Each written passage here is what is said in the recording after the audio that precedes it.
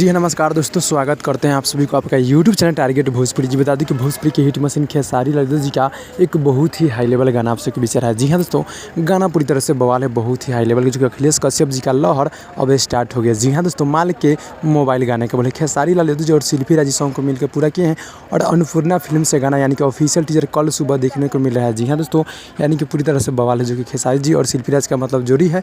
माल के मोबाइल गाने का बोले जो गाना पूरी तरह से बवाल, बहुत ही हाई लेवल, अन्नपूर्णा फिल्म से कल ऑफिशियल टीजर देखने का श्वेता महाराज जी हमारे नजर आएंगे, यानी कि वीडियो फिट में बहुत ही गजब, बहुत ही हाई लेवल का है। जी हाँ दोस्तों, अखिलेश कश्यप जी गीत को लिखे और म्यूजिक हमारे यानी कि कंपोजर है रोशन कंपोजर जी, यानी कि म्यूजिक दिए हैं। जी हाँ दोस्तों, तो गाना पूरी तरह से हाई लेवल, बहुत ही बवाल के, यानी कल सुबह आप सबके बीच अन्नपूर्णा फिल्म से, यानी कि अपना ही यूट्यूब चैनल अखिलेश कश्यप जी का चैनल से अन्नपूर्णा फिल्म से कल ऑफिशियल टीजर देखने को मिल जाएगा। जी हाँ दोस्तों, तो कल सुबह आप सब इस गाने को देखिएगा और ढेर सारा प्यारे से बात दीजिएगा। जी हाँ दोस्तों, तो आप लोग मेरे चैनल को सब्सक्राइब कीजिए टारगेट भोजपुरी को, ताकि आप लोग को नोटिफिकेशन मिलते रहेगा। तो फाइल मिलते हैं अगले वीडियो में, तब तक के लिए धन्यवाद।